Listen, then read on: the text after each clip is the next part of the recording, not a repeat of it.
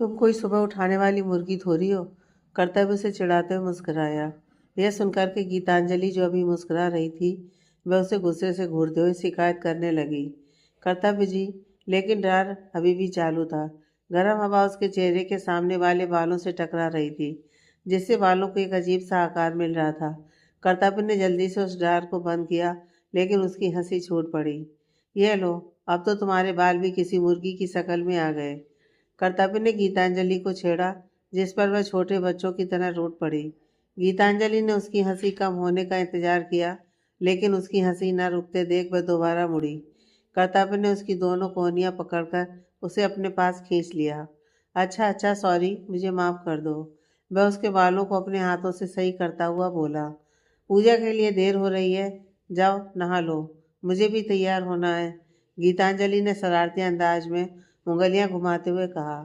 गीत, मैं तुम्हें कुछ देना चाहता हूँ। असल में मैं चाहता हूँ कि तुम कुछ पहनो। क्या? गीतांजलि एक्साइटमेंट में बोली। रुको, कर्तव्य अपनी अलमीरा के निचले रॉ में से एक पीले रंग की ड्रेस निकालकर उसके हाथ में थमा देता है। वह गीतांजलि के सामने आया और उसे देखते हुए, यह माँ के कुछ खास ड्रेस में से एक है, पुराना है, लेकिन तुम इन्हें पहन सकती हो। एकमात्र यही पीला है जो मेरे पास है। मैं चाहता हूँ कि तुम पीला रंग पहनना शुरू करो। मुझे पता है कि इस रंग के साथ कुछ उलझी हुई घटनाएं जुड़ी हैं, लेकिन मैं तुम्हें बताना चाहता हूँ कि अब मैं तुम्हारे साथ हूँ। न केवल गिरने से पहले तुम्हें बचाने के लिए तुम्हारी पीठ पर, ना ही तुम्हारे सामने हूँ, बल्कि तुम्हारे जीवन में तुम्हारे द्वारा उठाए जाने वाले हर कदम में तुम्हारे साथ में रहूंगा। आज दिवाली है, हम सबका पहला त्योहार जिसे हम मिलकर मनाएंगे। रोशनी के इस त्योहार के साथ मैं तुम्हारे जीवन में खुशियाँ और प्यार भरी रोशनी लाना चाहता हूँ। क्या हम इस त्योहार के जश्न की शुरुआत इस रंग से कर सकते हैं? क्या तुम मेरे लिए ड्रेस पहनोगी? अतीत की पूरी घटनाओं को भूलकर और नई यादों को बनाते हैं। गीतांजलि अपना चेहरा उसके चेस्ट में छुपाकर बच्चों की तरह रोने लगी। नहीं मेरी जान, आज तुम बिल्कुल नहीं रोगी। मैं इस त्योहार की एंजॉयमेंट तुम्हारी मुस्कुराहट और खिलखिलाहट और हंसी के साथ लेना चाहता हूँ, न कि इन आंसुओं के साथ। कर्तव्य ने उसके आंसुओं से तर चेहरे को छुआ और उसके होठों को चूम लिया। थैंक यू, गीतांजलि रोते हुए मुस्कुराई और बोली। कर्तव्य ने अपने गर्दन खुजाते हुए, देखने में यह बहुत सरल है। मैंने पीले रंग में कुछ दिया है जो तुम्हें पसंद आया है, तो इसके बदले में तुम मुझे कुछ देखने क्यों नहीं देती? गीतांजलि कर्तव्य को घूरते हुए, आप फिर से शुरू हो गए, चलिए नहाने जाइए। गीतांजलि धक्का देते हुए कर्तव्य को बाथरूम की तरफ भेजने लगी। आप भी मेरे साथ चलिए ना, कर्तव्य ने रिक्वेस्ट की। जी नहीं यार, तो मुझे जमाना हो गया है बाथ टब यूज़ किए, कर्तव्य कंप्लेंट करते हुए बोला। तो उसे करिए ना, आपको किसने रोका है? गीतांजलि कंफ्यूज होकर बोली। तुमने रोक रखा है? तुम्हारा कुछ योगदान हो तो हम मिलकर बाथटब यूज़ कर सकते हैं। अभी अकेले मुझे उसे करना नहीं अच्छा लगता, कर्तव्य शरारत से बोला। अच्छा जी, फिर शादी से पहले कैसे अकेले यूज़ करते थे? ये तब भी कोई साथ देने के लिए था। गीतांजलि उसे घूरते हुए बोली। अभी तुम्हें चिढ़ाने के लिए ईशानी का नाम लूंगा तो बहुत बुरा होगा, गीतांजलि हल्की तेज आवाज में बोली। इस पर कर्तव्य हंसता हुआ बोला, मजाक कर रहा था मेरी जान। मैं मुस्कुराते हुए बाथरूम की तरफ बढ़ गया। कुछ मिनट बाद नहाने के बाद मैं बाथरूम से बाहर आया तो दंग रह गया। उसकी हैरानी का कोई ठिकाना ही नहीं था। उसकी पत्नी इतनी ज्यादा सुंदर दिख रही थी जो कि कर्तव्य की सांस थमने लगी। हे भगवान, वह अपने सामने खड़ी गीतांजलि को देखे जा रहा था। कैसी लग रही हूं मैं? गीतांजलि मुस्कुराते हुए बोली। कर्तव्य अपने सीने पर हाथ रखते हुए नीचे गिरने का नाटक कर। बहुत ही ज्यादा खूबसूरत, बहुत ही ज्यादा। कुछ देर बाद कर्तव्य अपने कमरे में रेडी हो रहा था। मैं गीतांजलि एक नज़र उसे देखकर कमरे से बाहर निकल गई। नीचे आता ही उसे सबसे पहले अहिल्या दिखाई दी। गुड मॉर्निंग काकी साहब। गीतांजलि ने अहिल्या को शुभकामनाएं दी, जो बहुत सारी मिठाइयों के साथ हॉल में बैठी थी। गुड मॉर्निंग गीतांजलि, आओ। अहिल्या ने अपनी बगल वाली जगह पर थपकी दी। गीतांजलि एक गर्म जोशी भरी मुस्कुराहट के साथ उनके साथ बैठ गई। गीतांजलि बेटा, लगभग सब कुछ हो गया है, लेकिन ये याद रखना, तुम्हें कर्तव्य के साथ ही पूजा करनी है। अहिल्या ने फूलों की माला बनाते हुए कहा। जी काकी माँ, गीतांजलि ने उनकी बात को अच्छी तरह समझते हुए कहा। फिर उसने कहा, तो फिर तब तक मैं रंगोली बना दूँ? हाँ बेटा, बिल्कुल। सारा सामान मैंने पेंटिंग के पास रखवा दिया है, अहिल्या ने समझाया। धन्यवाद काकी माँ, गीतांजलि ने कहा और जिस तरफ रंग पड़े थे वहां चली गई। गुड मॉर्निंग काकी माँ, तभी कर्तव्य नीचे उतरता हुआ आया, लेकिन उसकी निगाहें गीतांजलि की तरफ थीं, जो दूसरी तरफ जा रही थी। हाँ, I hear young boy, Geetanjali कहीं नहीं जा रही है, बस घर की पेंटिंग तक को जा रही है रंगोली बनाने, अहिल्या ने कर्तव्य को छेड़ते हुए कहा।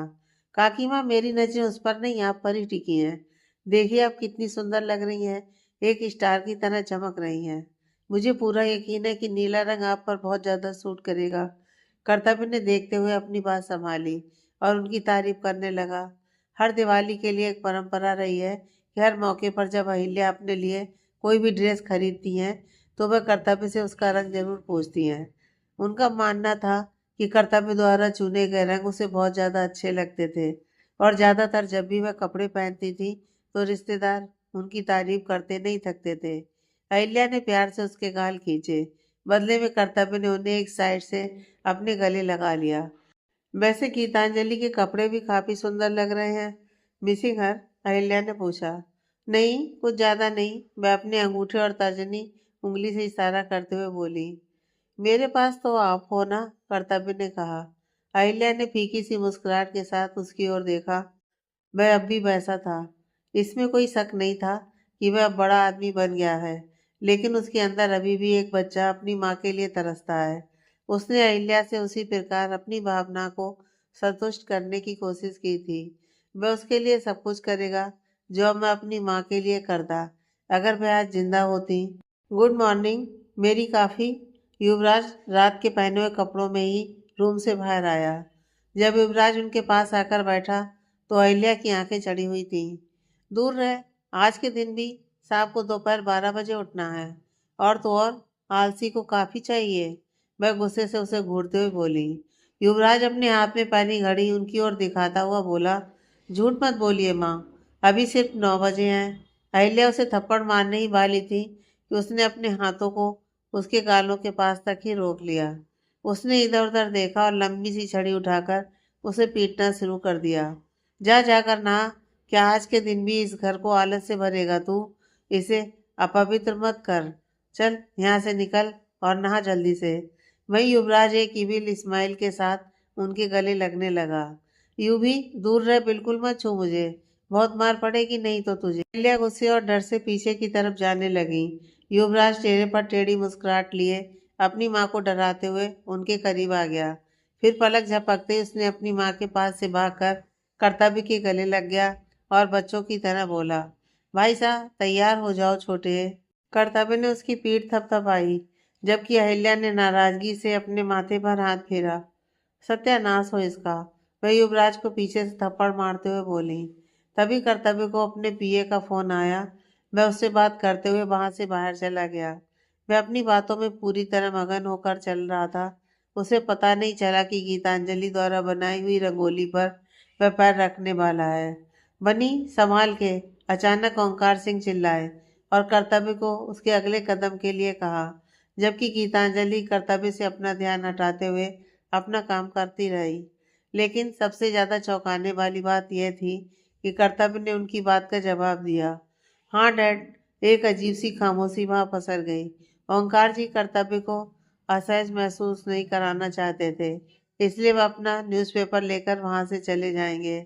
वही कर्तव्य जो सदमे में खड़ा था, गीतांजलि कर्तव्य को चढ़ाने के लिए देखने लगी।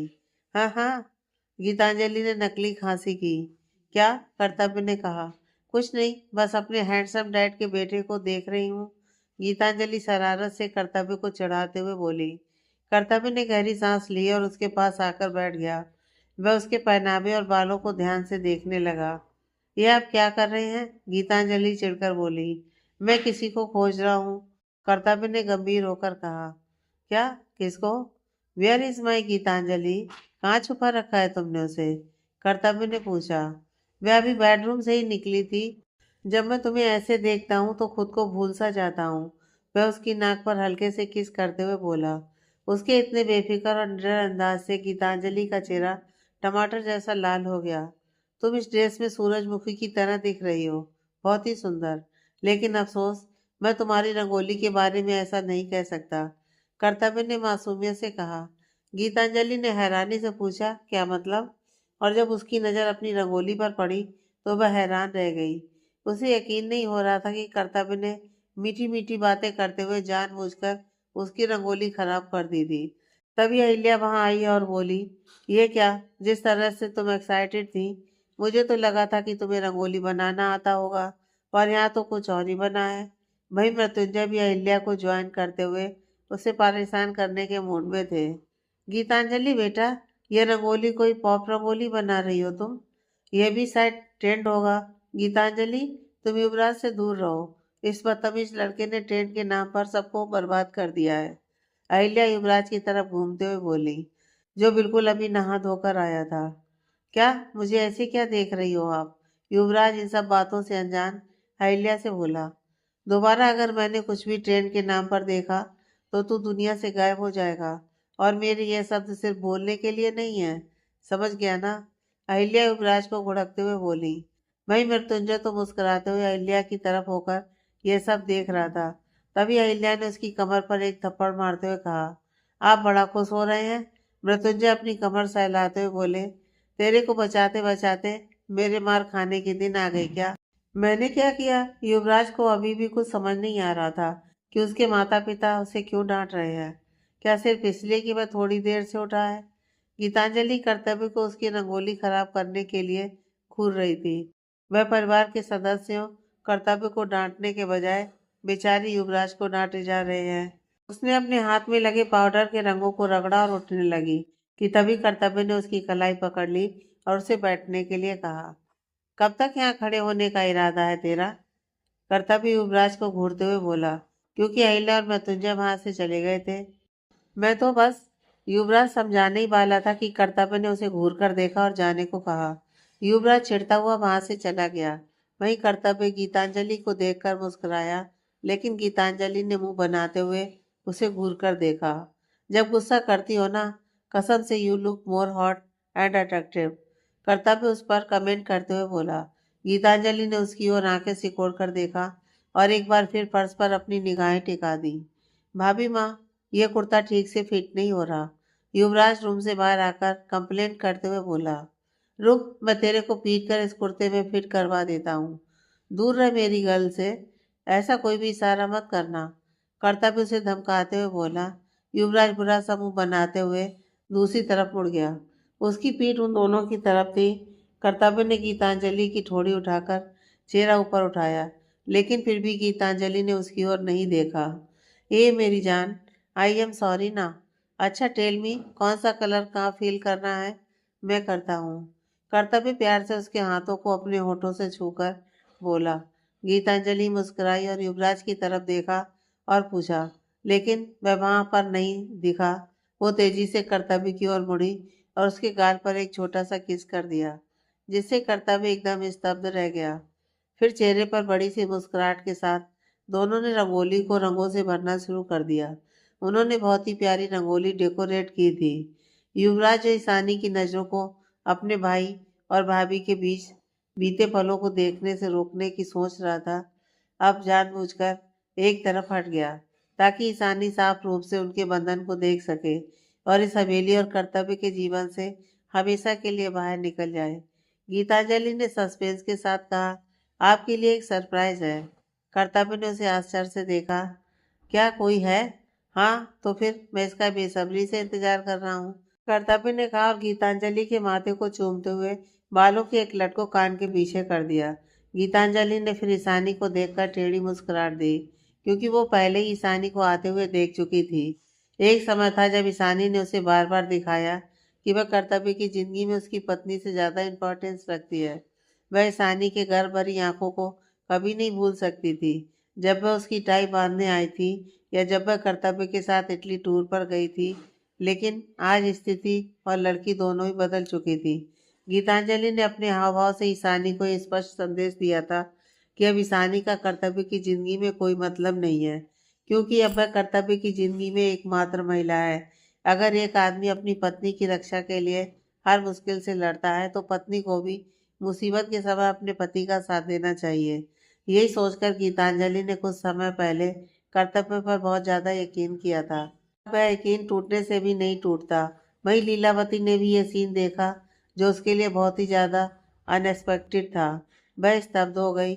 उसे विश्वास नहीं हो रहा था कि जो आदमी कभी किसी के सामने नहीं झुका, वह अब अपनी पत्नी के प्यार में घुटने टेक रहा है।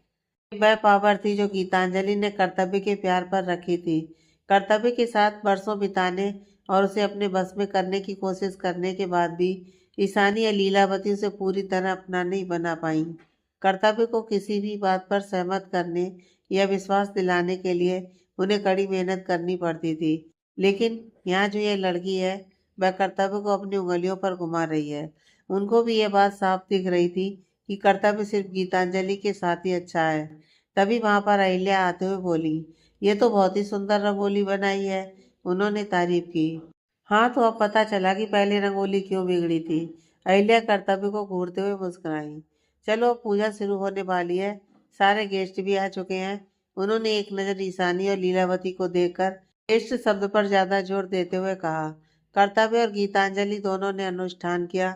अनुष्ठानों के बीच कर्तव्य गीतांजलि को बहुत प्यार से देखता रहा, जबकि गीतांजलि के चेहरे पर हमेशा सच्ची वाली मुस्कुराहट रही।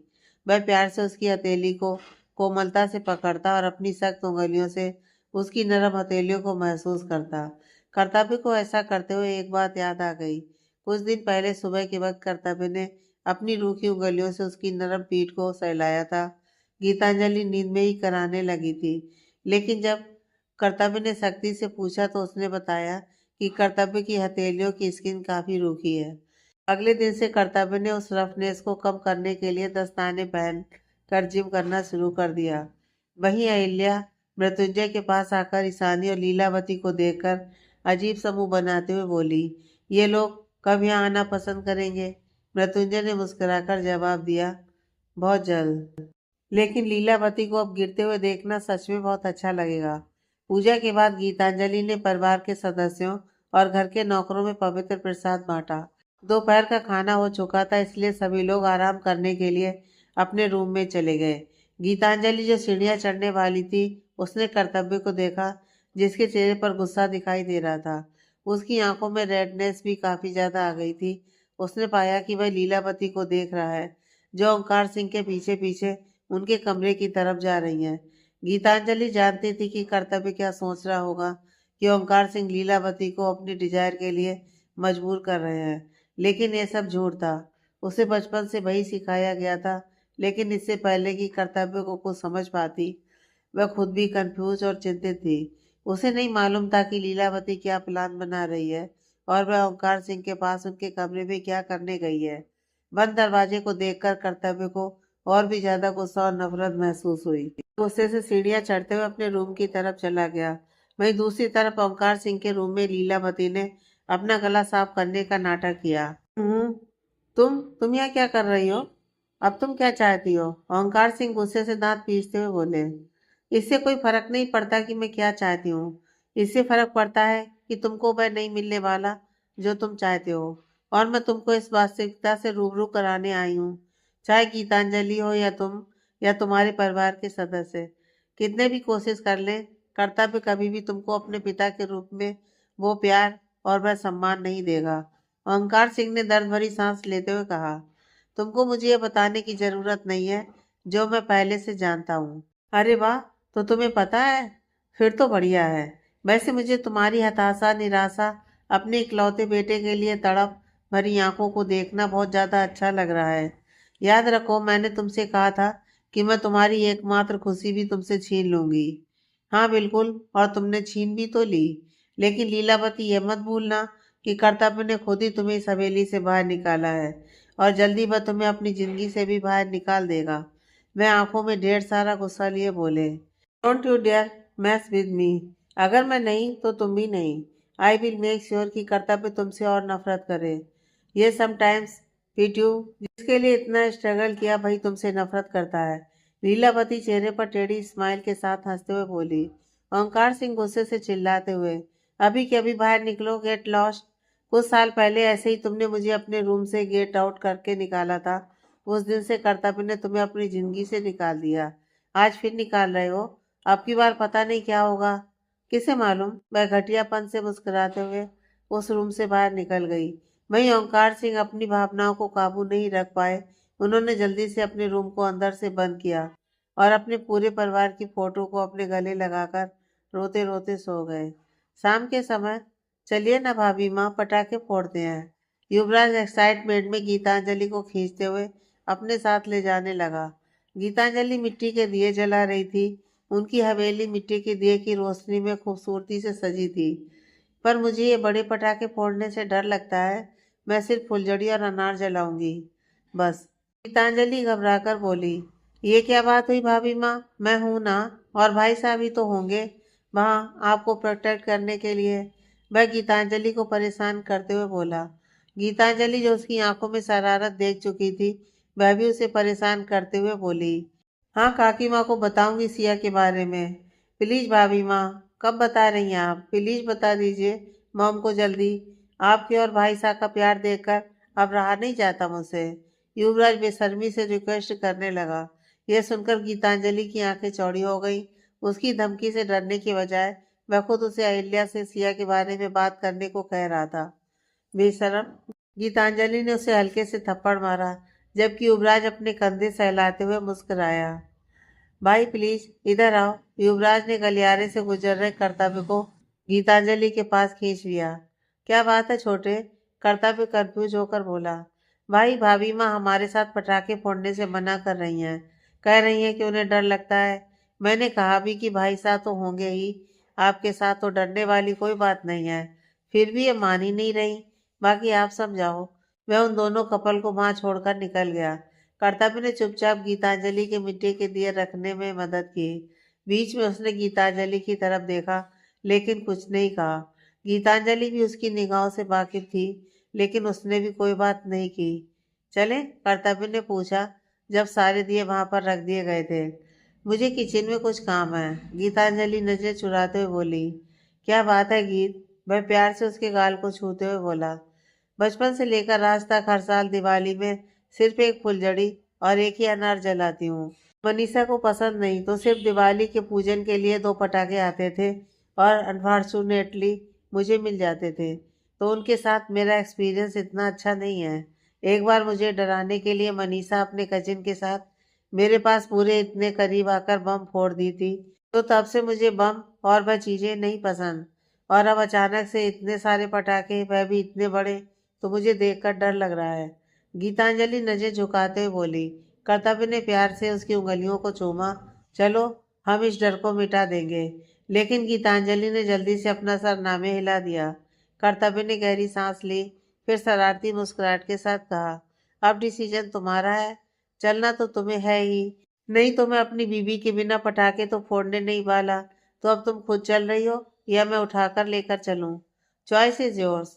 गीतांजलि उसकी बात सुन हैरान हो गई।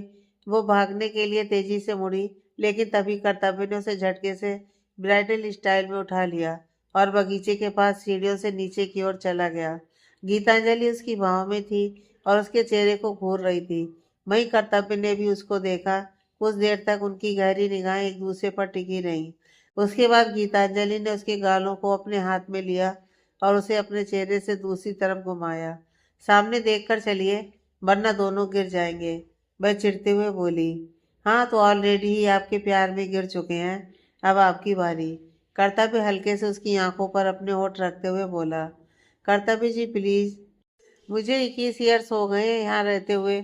हर एक कोने से वाकिफ हूँ और तुम्हें गिरा दूँ ऐसा हो ही नहीं सकता। अच्छा जी, गीतांजलि मुंह बनाकर बोली। हाँ जी, कर्तव्य ने भी वैसा ही रिप्लाई दिया। बगीचे में बाकी सबको देखकर गीतांजलि ने उसे जल्दी से नीचे उतारने को कहा। छोटे बम और जो बड़े वाले पटाखे हैं उन्हें साइड में रख दो। यूवी, उन्हें हम बाद में फोड़ेंगे, कर्तव्य ने कमान दिया। गीतांजलि ये सुनकर कर्तव्य की ओर देखकर मुस्कुराई, जिसने पलके झपकाकर उसे रिलैक्स होने का इशारा किया। उन्होंने पटाखे जलाने शुरू किए। गीतांजलि ने कर्तव्य की देख रेख में कुछ नए पटाखे जलाए। इस बीच युवराज जानबूझकर उनके पास पटाखे फोड़कर ईशानी को परेशान करने में व्यस्त था। कर्तव्य ने गीतांजलि को उसकी पीठ से पकड़ लिया और दोनों ने युवराज द्वारा जलाए गए अलग अलग प्रकार के पटाखे को देखा। जो ऊपर आसमान पर बहुत खूबसूरती से फूट रहे थे। पसंद आए? कर्तव्य गीतांजलि के कान में फुसफुसाते हुए बोला। मुझे तो बहुत पसंद है। और आपको? गीतांजलि मुस्कुराई। मुझे आपके साथ ये दिवाली मनाना बहुत अच्छा लग रहा है।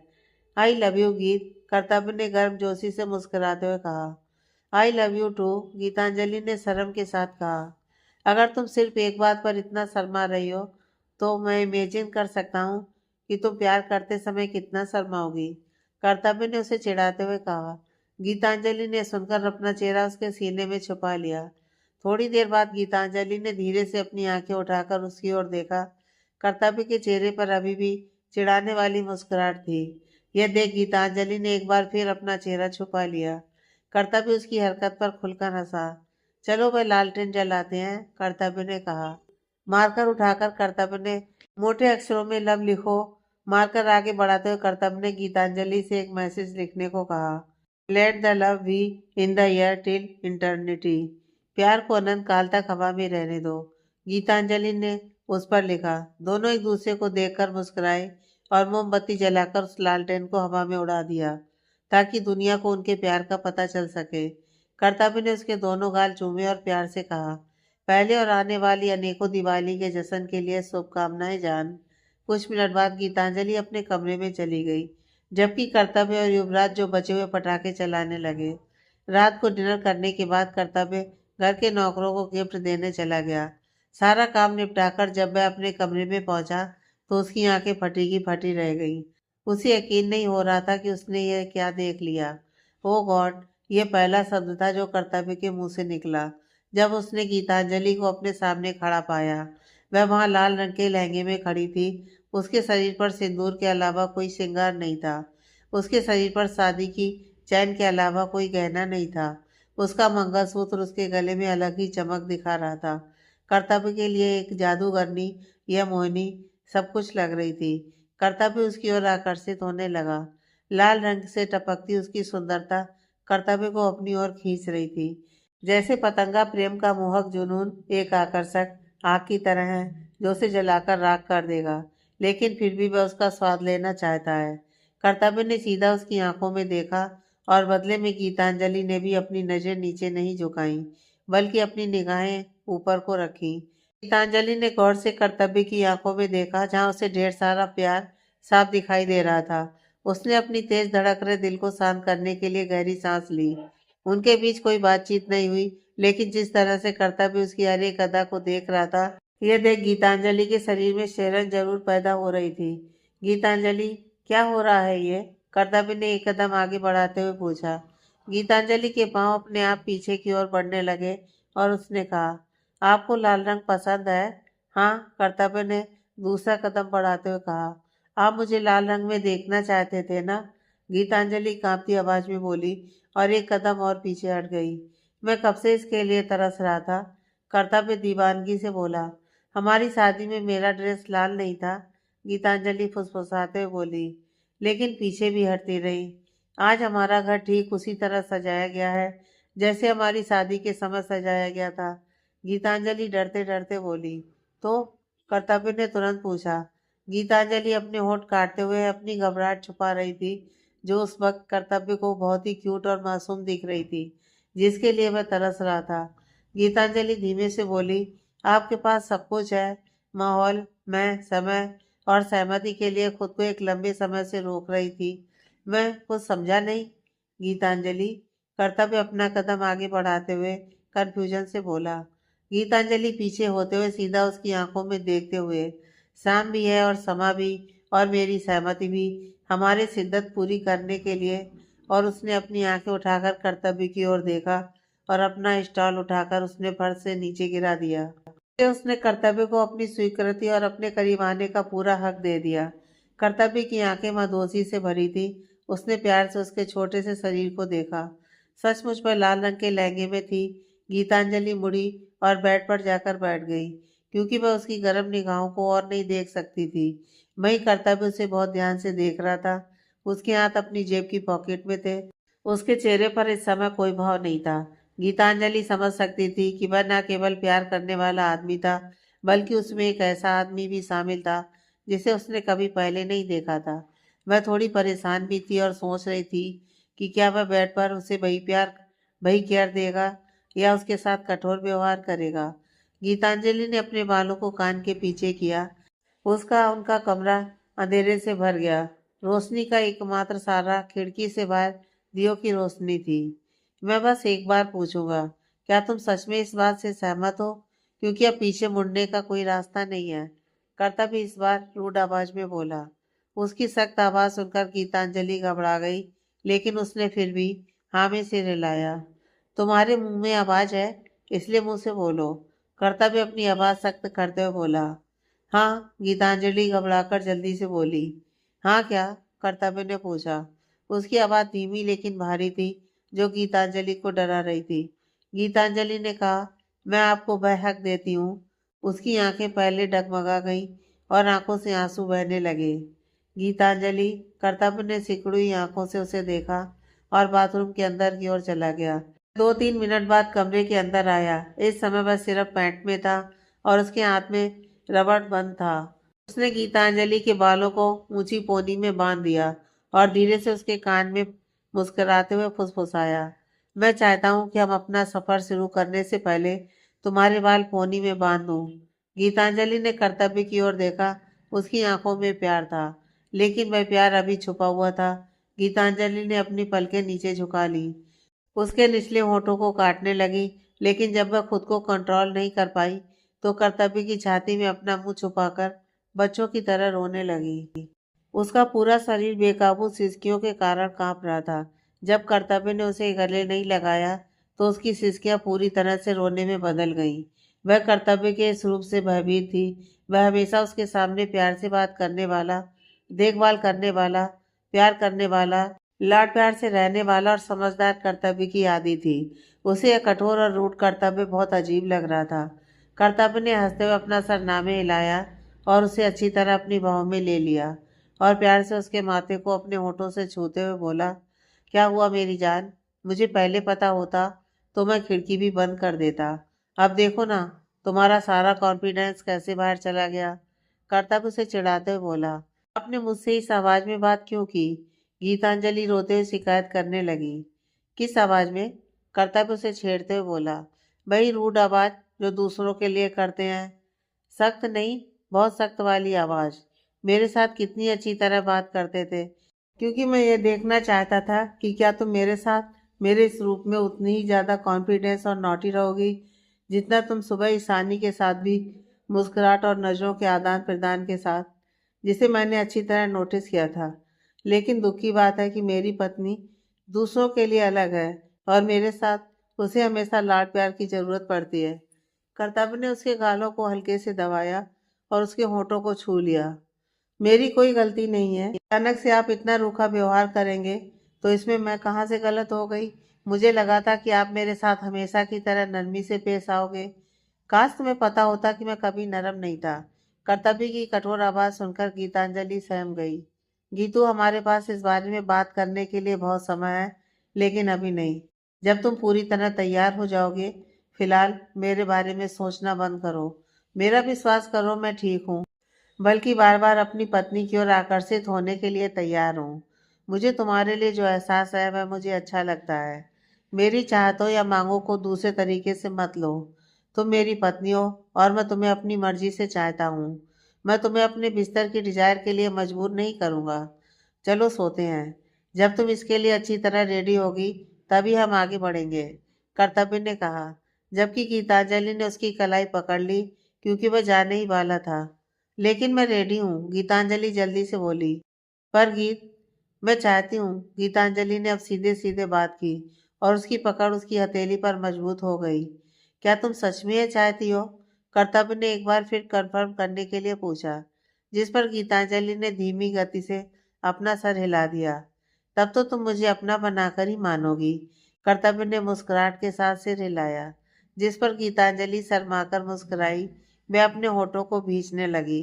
कर्तव्य का दिमाग डिजायर से भर चुका था।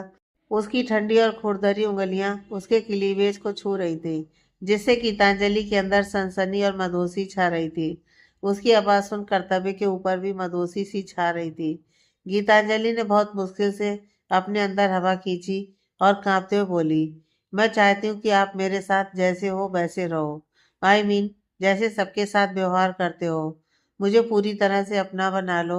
ये सुनते ही कर्तव्य ने जल्दी से उसकी कलाई को खींचा और उसे बेड पर धकेल कर उसके ऊपर आ गया। उसकी दोनों हथेलियां कर्तव्य के बाएं हाथ की मजबूत पकड़ में बंद हो चुकी थी। गीतांजलि ने अपनी आंखें बंद कर ली।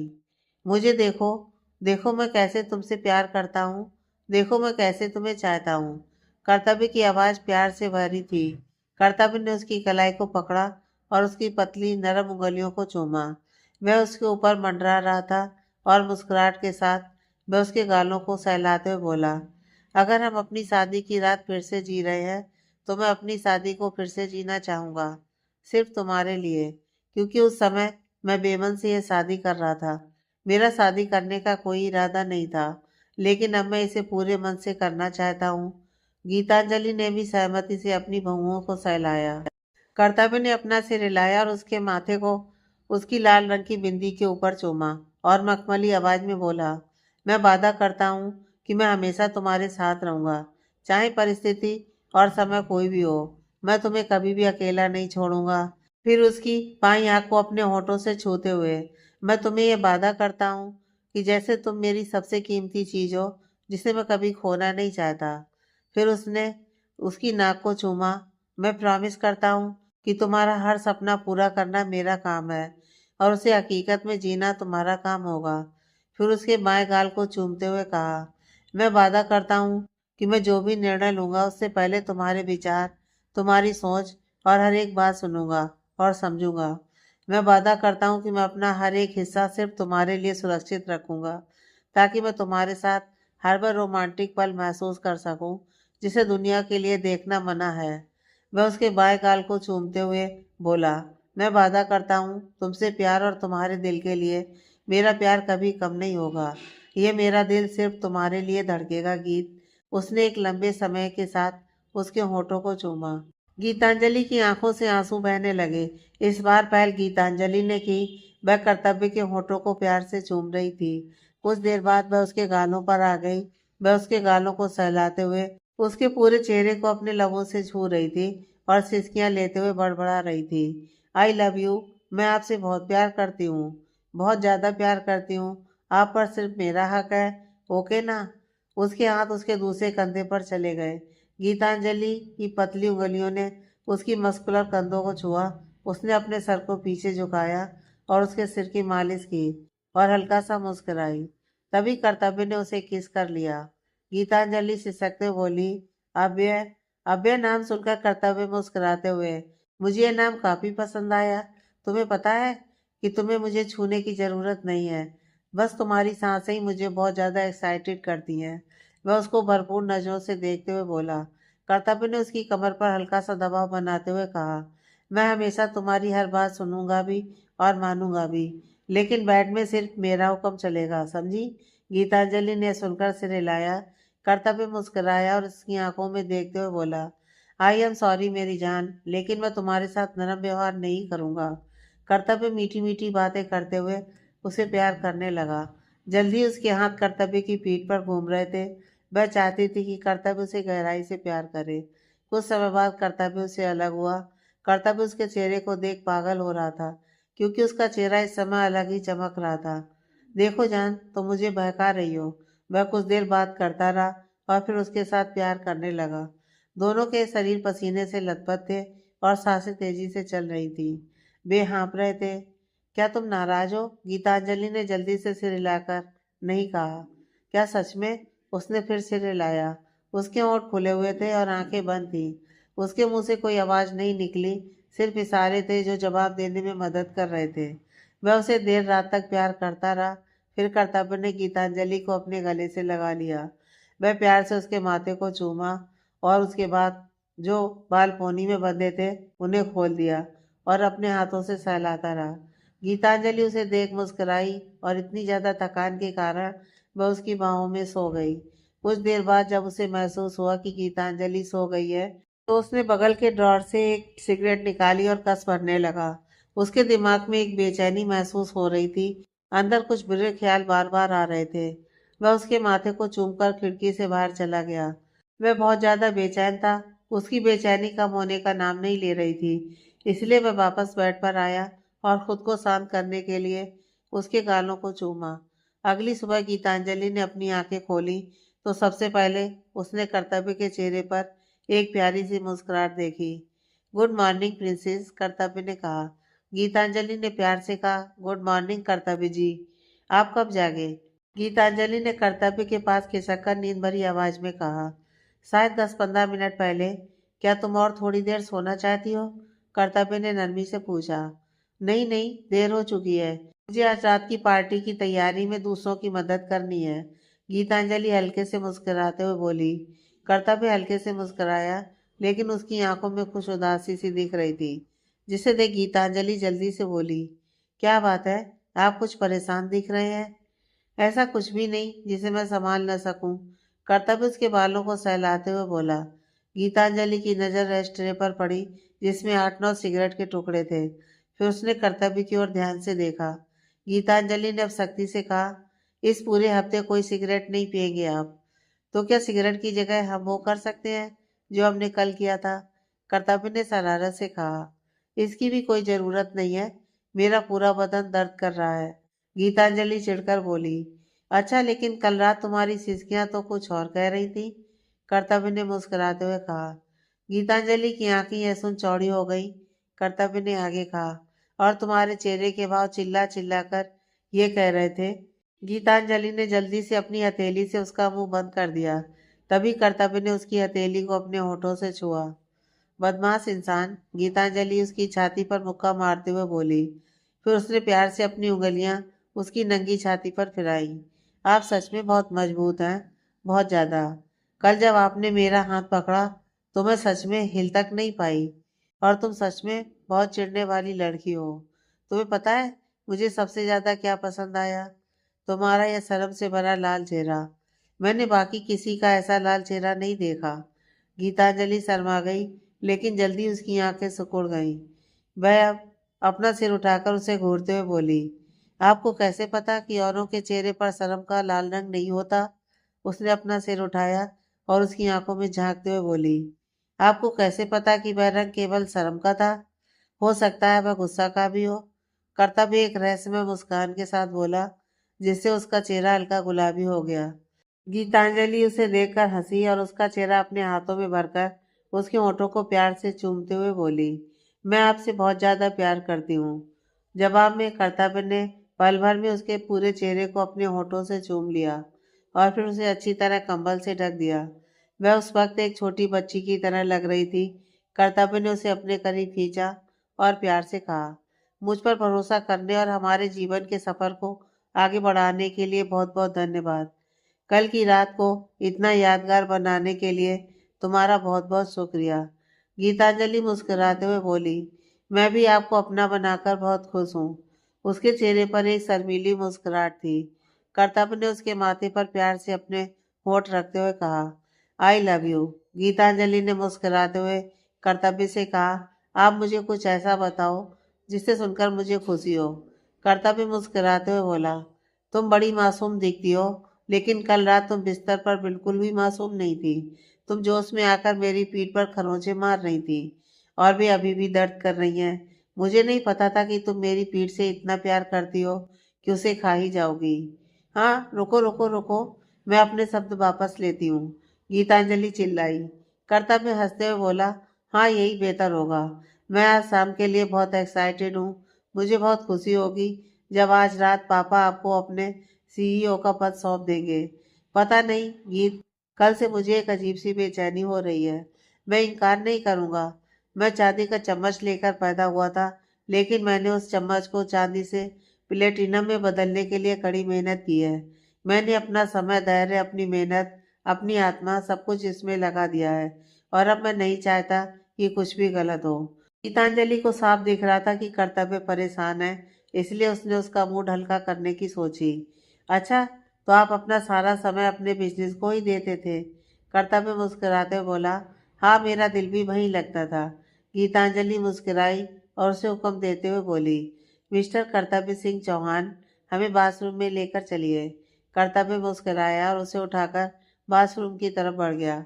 कर्तव्य उसे बाथरूम के दरवाजे तक छोड़ते हुए बोला, तुम ऐसा करो, तुम नहा धोकर तैयार हो जाओ और खुद को अच्छे से कवर करना मत भूलना, नहीं तो मुझे बहुत परेशानी होगी। और हाँ, तब तक मैं ये कमरा साफ करने के लिए मेड को बुलाता हूँ। कर्तव्य कहकर बाहर चला गया। ये क्या परेशान करने वाली बात है? क्या इनका लीलावती आंटी का पापा के कमरे में जाने से कुछ लेना देना है? उसने सोचा। लेकिन जैसे ही उसकी नज़र शीशे पर पड़ी, उसने अपने माथे पर हाथ मारा। उसके चेहरे और हाथों को छोड़कर शायद ही कोई जगह बची हो जहाँ वाइट के निशान ना हो। ये आदमी, वह बड़बड़ाते हुए गर्म पानी से नहाने लगी। सुबह नाश्ते की मेज पर सभी लोग नाश्ता करने में व्यस्त थे, जबकि मृत्युंजय का पीए उसे आज रात आने वाले मेहमानों की जानकारी दे रहा था। वहीं युवराज इवेंट प्लानर्स के साथ मिलकर सारी सजावट देख रहा था। लीलावती और ईशानी भी आज की पार्टी के लिए यहाँ रुकी थी। ईशानी खाना खा रही थी और पार्लर वाली से बात कर रही थी, क्योंकि वह आज सबसे ज्यादा खूबसूरत दिखना चाहती थी। कि वह आज चौहान ग्रुप ऑफ कंपनीज की सीईओ बनने जा रही हो। कर्तव्य बेटा, मैं तुम्हारे लिए बहुत खुश हूँ। आखिरकार तुम्हारी इतने सालों की मेहनत का फल आज तुम्हें मिलेगा। आखिरकार ये सारा बिजनेस आधिकारिक तौर पर तुम्हारा हो जाएगा और तुम जैसा चाहो वैसा इस पर राज कर सकते हो। तुम्हारे पिताजी ने इस बार एक अच्छा फैसला लिया। लीलावती ने ओंकार सिंह को देखते हुए कहा, जैसे वह पहले के समय के विपरीत हो। लगभग सभी ने उसकी बकवास को नजरअंदाज कर दिया, लेकिन मेज पर बैठा एक व्यक्ति स्तंभित रह गया। उस व्यक्ति ने देखा कि सभी लोग आज रात की पार्टी के लिए अपने अपने काम में व्यस्त हैं, लेकिन अब उसे घुटन होने लगी थी। वह इंसान बहुत कुछ कहना चाहता था, लेकिन एक शब्द भी नहीं बोल पाया। डगमगाते उसने नाश्ता किया। शाम के समय चौहान हवेली के बगीचे में काफी चहल पहल थी। मेहमानों का आना शुरू हो गया था। मृत्युंजय और युवराज पहले से ही मेहमानों और रिश्तेदारों के साथ पार्टी में मौजूद थे। ओंकार सिंह शाम की दवा के लिए गीतांजलि को ढूंढते हुए हॉल में आए। किसे ढूंढ रहे हैं भाई साहब? अहिल्या ने पूछा। गुन्नू को ढूंढ रहा हूँ, पता नहीं मेडिसिन बॉक्स कहाँ रख दिया है, मिल ही नहीं रहा। ओंकार सिंह शिकायत करते हुए बोले। भाई साहब, आखिरी बार आपने अपनी दवा कब खाई थी? अहिल्या ने ओंकार सिंह से पूछा। यह सुनकर वह अपने सर पर हाथ रखते हुए बोला, इस गुन्नू ने बिगाड़ दिया है मुझे। मैं ढूंढती हूँ भाई साहब, अहिल्या ने कहा और ड्रॉर में खोजते हुए उसे दवा मिल गई। देखकर मैं हंसी और उनके हाथ में थमा दी। यही तो बॉक्स रखा हुआ था भाई साहब, सामने रखी हुई चीज भी नहीं दिखती। ओंकार सिंह हल्के से मुस्कुराए और दवाई लेने लगे। भाई साहब, मुझे आपसे कुछ बात करनी है, वह भी पार्टी को लेकर, अहिल्या ने कहा। हाँ बोलो, क्या बात है? कर्तव्य के रूम में। कर्तव्य जी, पहले तैयार हो जाइए, हमें देर हो जाएगी, गीतांजलि ने हंसते हुए कहा, जबकि कर्तव्य ने उसकी कमर को कसकर पकड़ रखा था और अपना चेहरा उसकी गर्दन पर गुदगुदी कर रहा था। कर्तव्य जी, गीतांजलि अब चिढ़ते हुए बोली, क्योंकि वह उसकी गर्दन पर काट रहा था। वह उसे एक बड़ी सी मुस्कुराहट के साथ छेड़ता हुआ चला गया और कुछ ही मिनटों बाद दोबारा उसके पास आया। उसके हाथ में एक टाई थी। वह उसे उसके हाथ में थमाता है और उसे गोद में उठाकर पहले ड्रेसिंग टेबल पर बिठाता है और उसके करीब जाकर खड़ा हो जाता है ताकि वह उसे टाई बांध सके। जब गीतांजलि उसकी टाई बांध रही थी, तब कर्तव्य ने उसकी कमर पर उसके दिए हुए निशान को सहलाया और प्यार से बोला, मेरे करीब ही रहना, मैं तुम्हें अपने कुछ दोस्तों से मिलवा दूंगा, वे बहुत अच्छे हैं। अगर तुम्हें थोड़ी सी भी असहजता महसूस हो तो मुझे बता देना। हाँ, और थोड़ा सावधान रहना, क्योंकि तुम जानती हो कि आजकल के लोग कैसे होते हैं। गीतांजलि ने छोटे बच्चों की तरह सिर हिलाया। आप मेरे साथ रहेंगे ना, तो मुझे चिंता करने की जरूरत नहीं है। वह उसके गाल को अपने होठों से छूते हुए बोली। फिर उसने कहा, बताओ मैं कैसी लग रही हूँ? कर्तव्य ने उसकी हथेली अपने सीने पर रख दी। मुझे लगता है कि आप ऐसी दिखती हैं, बहुत प्यारी, शांत और एकदम रानी जैसी। गीतांजलि मुस्कुराई, एक तरफ हटकर उसे परफ्यूम थमाया और खुद भी अपनी मांग में सिंदूर भरने लगी। वह जैसे ही जाने वाली थी, तभी कर्तव्य ने उसका हाथ पकड़ लिया। गीतांजलि उसकी आंखों में एक झिझक साफ देख सकती थी। गीतांजलि एड़ियों पर खड़ी होकर उसके माथे पर अपने होठ रखते हुए बोली, सब ठीक होगा। अगर नहीं हुआ तो क्या? क्या तुम मेरे साथ वहां रहोगी? कर्तव्य ने पूछा। हमेशा, बिना किसी सोच के। आप जहां भी जाएंगे, मैं हमेशा आपके साथ रहूंगी। वहीं दूसरी तरफ एक बड़ी सी गाड़ी में बैठे मीरा अपने सामने बैठे अभिमान से बोली। मैं कैसी दिख रही हूँ? अभिमान ने कार का दरवाजा बंद किया और मीरा की कमर पर हाथ रखकर उसे अपनी ओर खींचा। बैगनी रंग तुम पर ज्यादा सूट करता है जान, लेकिन ये बैगनी नहीं है, ये वायलेट पर्पल है। मीरा ने उसे समझाना चाहा। क्या तुम्हें इंडिया में इंडियन कलर नहीं पहनना था? रसियन कलर क्यों पहनना था? कुछ मिला नहीं तो पर्पल वायलेट, अभिमान ने रूठ कर कहा। मीरा उसे समझाने की कोशिश कर रही थी। बचपन में तुम कौन से स्कूल में गई थी? हमारे स्कूल में तो बेसिक कलर्स का ही नॉलेज दिया जाता था। वो लोग सब्जेक्ट में मास्टर करते हैं, तुमने कलर्स में मास्टर किया है। Good good, keep it up, Armaan अपनी आंखें घुमाता हुआ बोला। अगर आज रात मेरे पास सोना हो तो ऐसे मेरी तरफ देखने की हिम्मत भी मत करना आप। क्या बोल रही हो तुम? अभिमान ने चिढ़कर कहा। यह देख, मीरा के चेहरे पर मुस्कुराहट आ गई। उसके चेहरे पर डिंपल दिखने लगे। वह टिमटिमाते हुए उसकी तरफ देखने लगी, जैसे बोल रही हो कि वह उसे बेड पर परेशान न करे और रात को आराम से सोने दे। अभिमान ने मुस्कुराते हुए मीरा के गालों को छुआ। अब तो पक्का है बीवी, तुम्हारी रात लंबी गुजरेगी, अभिमान ने धीमे से उसकी खुशबू लेते हुए कहा, जिससे मीरा की आंखें चिढ़ से भर गईं। मीरा बहस करने ही वाली थी कि अभिमान ने उसे रोकते हुए कहा, अगर तुम बहस करने की हिम्मत करोगी तो मैं रात को प्यार अपना फेवरेट स्टाइल से करूंगा। तुम समझ तो गई ना अब आप यही सारी बातें करेंगे? चलिए ना। मीरा चेहरे पर शर्म लिए दूसरी तरफ देखकर बोली। भाई अभिमान हंसा और उसे लेकर चौहान हवेली में चला गया।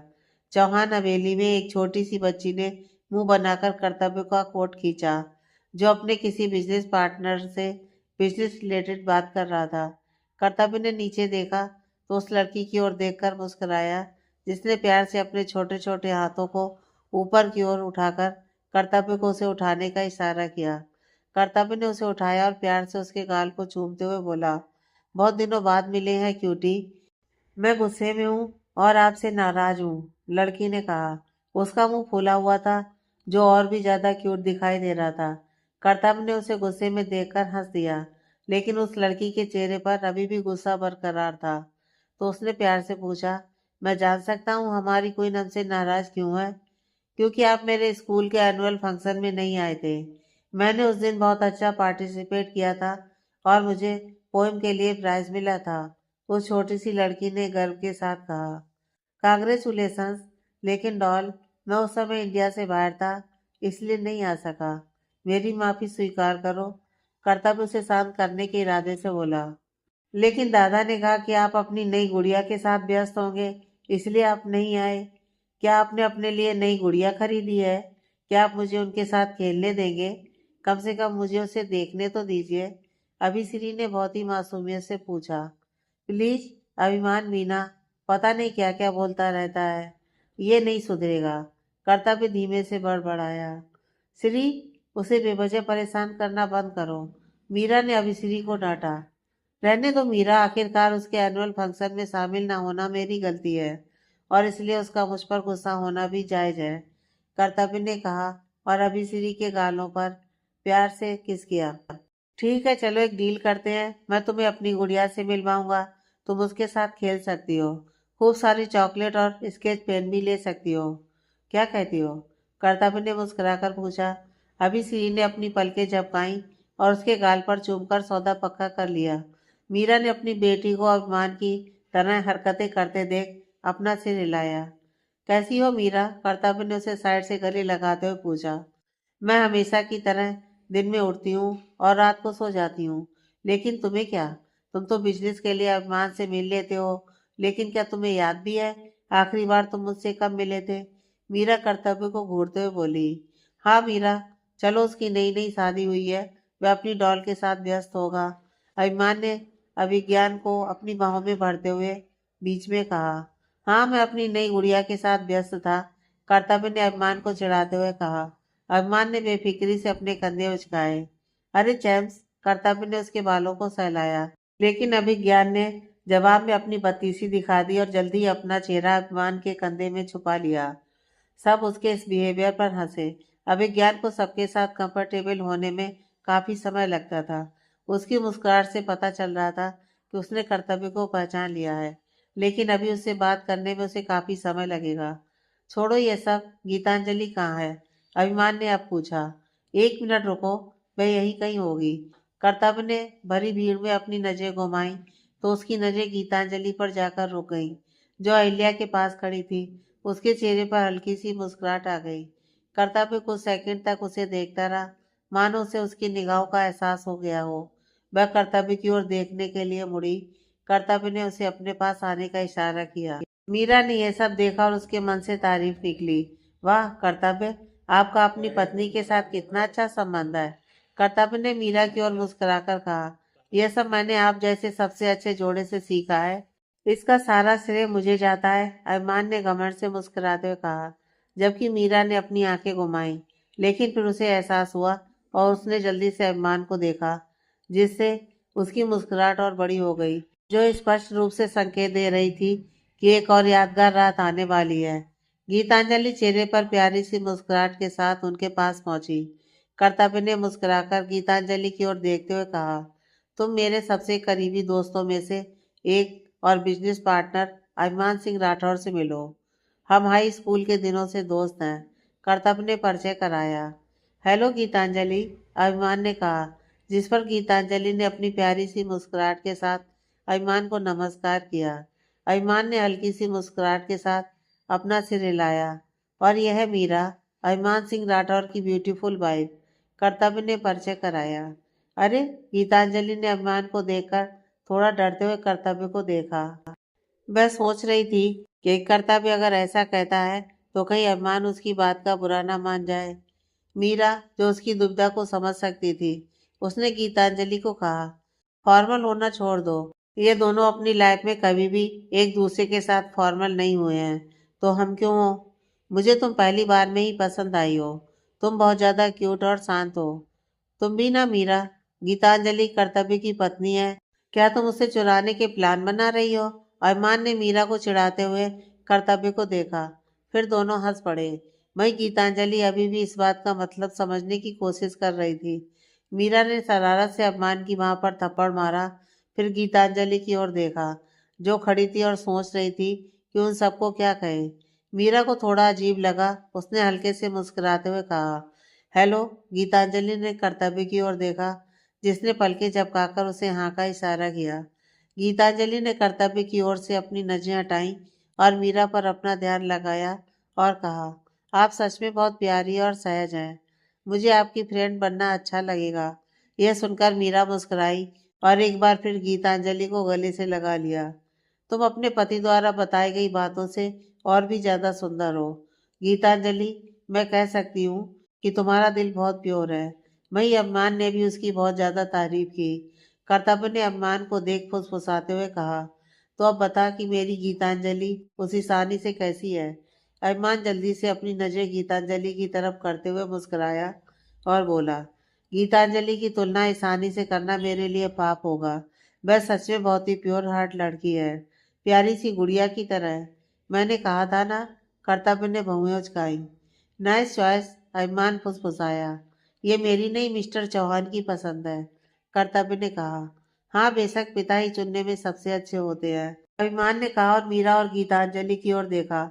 वहीं अभिश्री ने उसका कॉलर पकड़कर खींचा और कर्तव्य को इशारा किया कि वह उसका भी इंट्रोड्यूस करवाए। प्लीज मेरी प्यारी सी राजकुमारी से मिलो। तभी अभिश्री के इशारे से कर्तव्य की बात बीच में ही रुक गई, जो अपनी बड़ी बड़ी हिरनी जैसी आंखों से उसे घूर रही थी। सॉरी, हाँ गीत, मैं तुम्हें हमारी महारानी अभिश्री राठौर से मिलवाना चाहता हूँ। कर्तव्य ने अपनी आवाज में प्राउड के साथ कहा, जैसे कि अभिश्री को पसंद था। कर्तव्य ने आगे कहा, और cutie pie meet me doll Geetanjali Kartavya Singh Chauhan. Abhishree ने अपनी एक्साइटेड आंखों से पहले गीतांजलि को देखा, फिर बहुत ही सावधानी से अपनी तर्जनी उंगली से गीतांजलि की नाक, गाल और फिर उसके होठों को छुआ। क्या वह तुम्हारी गुड़िया है? अभिश्री ने पूछा। हाँ, कर्तव्य ने मुस्कुराते हुए जवाब दिया, लेकिन यह तो एक असली गुड़िया की तरह, जैसे कि डैडा के पास है। अभिश्री ने पूछा, जिस पर कर्तव्य ने मुस्कुराते हुए अपना सिर हिलाया। अभिश्री को याद आया और उसने पूछा, क्या वह तुम्हें किस करती है? यह सुन मीरा और अभिमान के चेहरे पर शरारती स्माइल आ गई। उन्होंने भौहें उचकाकर कर्तव्य की ओर देखा। वहीं दूसरी ओर यह सुनते ही गीतांजलि का चेहरा शर्म से लाल पड़ चुका था। कर्तव्य गीतांजलि के चेहरे पर आई लाली को देख मुस्कुराते हुए बोला, हाँ करती है, कल रात भी मैं उसके साथ खेल रहा था और उसने ऐसा किया। गीतांजलि का मुंह खुला का खुला रह गया कि वह बेशर्मों की तरह कैसे बात कर रहा है। गीतांजलि, इनकी बात पर ध्यान मत दो, ये दोनों हैं ही बड़े वाले बेशरम। मीरा उसके लाल हो चुके गालों को देखते हुए हंसी और उसे एक बार फिर गले से लगाया और उसे शांत रहने का इशारा किया, जैसे कि सब कुछ ठीक है। वहीं अभिश्री खेलने के लिए ब्रूनो ट्रॉफी की ओर भागी। इस दौरान अभिज्ञान गीतांजलि के चेहरे को देख रहा था। आखिरकार दोनों की नजरें मिली। गीतांजलि ने सहजता से अपना माया माथा हिलाया। यह देख अभिज्ञान ने जल्दी से अपना चेहरा अपमान की गर्दन में छुपा लिया, लेकिन कुछ सेकंड के बाद उसने एक बार फिर धीरे से अपनी आंखें ऊपर उठाई, यह देखने के लिए कि गीतांजलि उसे देख रही है या नहीं, जो अपनी आंखों से उसकी हर एक हरकत देख सकती थी। गीतांजलि ने ऐसा दिखावा किया कि उसने उसे बिल्कुल नहीं देखा। अभिज्ञान मुस्कुराया। बाकी तीनों उनकी हरकतें देख रहे थे। आगे की कहानी